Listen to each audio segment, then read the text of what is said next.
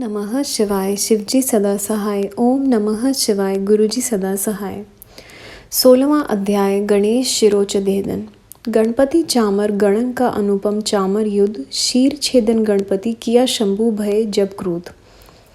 ब्रह्मा जी बोले, हे नारद, अब तुम्हारे वचनों का ध्यान कर शिवजी उस बालक से युद्ध करने आए। एक से एक पराक्रमी देवता और विष्णु जी तक उससे युद्ध करने लगे, एक से एक भयानक अस्त्र चलाने लगे। शिवजी भी अपनी सेना के साथ चिरकाल तक उस बालक से युद्ध करते रहे। बालक ने विकराल रूप धारण कर लिया। शिवजी आश्चर्य करने लगे। विष्णु जी ने कहा, मैं इसे मोहित कर परास्त करूंगा, क्योंकि यह तमोगुण वाला बालक बड़ा ही दुर्गम है। शिवजी की माया से विष्णु जी मोहित हो गए। गणेश जी ने उन पर परिग का प्रहार कर दिया। यह देखकर शिवजी को और भी क्रोध आया। वे हाथ में त्रिशूल उठाकर उस बालक को मारने चले। तब शिवजी को इस रूप में अपनी ओर आते देख गणेश जी ने मन ही मन अपनी माया का ध्यान किया और अपनी शक्ति उठा महादेव जी के हाथों में प्रहार कर दिया। उस समय महावीर गणेश की शक्ति महादेव जी से भी बढ़ गई थी। उस शक्ति के लगने से परमात्मा शिव के हाथ में उनका धनुष गिर पड़ा। तब धनुष को गिरते देख शिवजी ने पिनाक उठा लिया, परंतु गणेश्वर ने एक परिग मारकर पिनाक भी पृथ्वी पर गिरा दिया।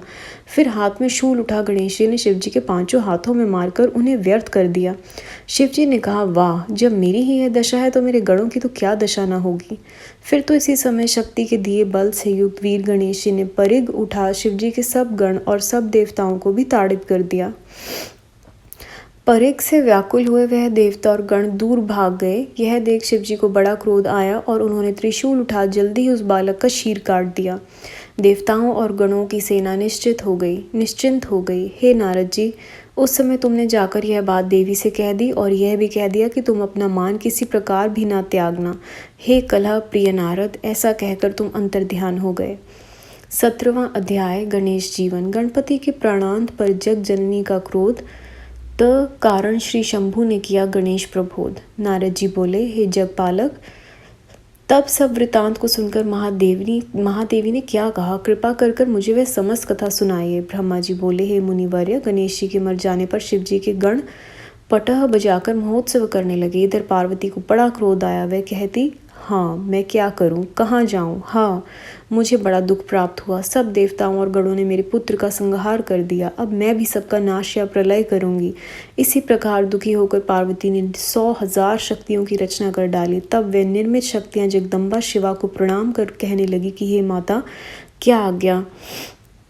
शिवा को प्रणाम कर कहने लगी कि हे माता, क्या आज्ञा होती है। देवी ने कहा, तुम लोग देव सेना में जाकर उसका प्रलय कर डालो। देवता, राक्षस, ऋषि और अपने पराये जो मिले उन्हें झट से भक्षण कर जाओ।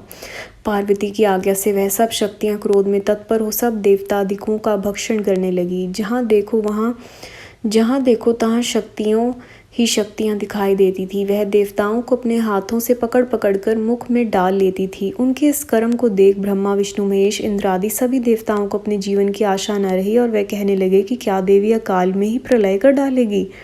तब वर्तमान स्थिति में क्या किया जाए। इस पर सबने एक स्वर में विचार कर यह निश्चय किया कि यदि गिरिजा देवी प्रसन्न हो जाए तो सब कार्य बन जाएगा।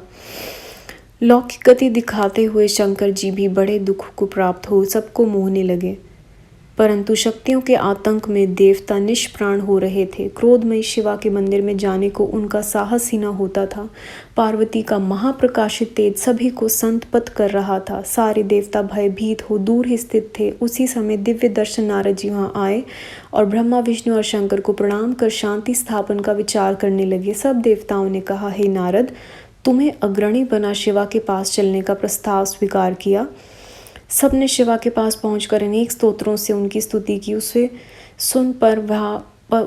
सुन वह परा देवी कुछ न बोली और क्रोध दृष्टि से उनकी ओर देखती ही रही। तब ऋषियों ने कहा, हे देवी, क्षमा करो, इस समय संहार हुआ चाहता है। हे अंबिके, तुम्हारे स्वामी भी यहाँ स्थित हैं, उनको तो देखो। साथ ही हम ब्रह्मा, विष्णु आदि देवता और आपकी समस्त प्रजा यहाँ हाथ जोड़े खड़ी है। हे परमेश्वरी, अब इन सब का अपराध क्षमा कीजिए। जब इस प्रकार कहते हुए सब देवता बड़ी दीनता और व्याकुलता से हाथ जोड़े हुए उन चंडिका के समक्ष खड़े हो गए। तब वह भगवती करुणा कर उन देवताओं से इस प्रकार बोली, यदि मेरा पुत्र जी जाए और तुम सबके मध्य में पूजनीय हो जाए तो यह संहार नहीं होगा, अन्यथा शांति नहीं होगी। भगवती के ऐसा कहने पर सब देवताओं ने शिव जी से इसके लिए प्रार्थना की। शिव जी ने कहा, ठीक है, हम लोगों को वही करना चाहिए जिसमें सब लोगों का मंगल हो। अच्छा, तो अब तुम लोग यहाँ से उत्तर दिशा में चले जाओ और जो पहले मिले उसका शीर काट कर गणेश जी के शरीर में जोड़ दिया तो यह जी जावेगा। यह सुनकर सब देवता गणेश जी को लेकर उत्तर दिशा की ओर गए तो प्रथम उनको एक दांत वाला हाथी मिला। उन्होंने उसका शीर काट कर गणेश जी के शरीर से जोड़ दिया। फिर उन्हें अच्छी तरह धोकर उनकी पूजा की तथा विष्णु जी से कहा कि अब जैसा उचित हो वह सब कृत्य आप कीजिए। विष्णु ने वेद मंत्रों के योग से अभिमंत्रित कर शिव को स्मरण कर गणेश जी पर जल छिड़का। जल के छिड़कते ही बालक शिव जी को इच्छा से जाग उठा। उस गजमुख रक्तवर्ण सुंदर कांतिमान बालक का प्रसन्न वदन एवं सुंदर आकृति की शोभा बड़ी ही देदीप्यमान थी। शिवा पुत्र को जीवित हुआ देख सबका दुख दूर हो गया। सबने प्रसन्न हो उसे देवी को दिखाया। पार्वती देवी अपने पुत्र को जीवित देख प्रसन्न हो गई। संगत जी, अध्याय यहाँ समाप्त होते हैं। गुरु जी, संगत जी, कोई भी मुझसे जाने में पढ़ते हुए गलती हुई हो प्लीज़ माफ़ करिएगा। अगला अध्याय अगली वीडियो में। ओम नमः शिवाय। शिव जी सदा सहाय। ओम नमः शिवाय। गुरु जी सदा सहाय।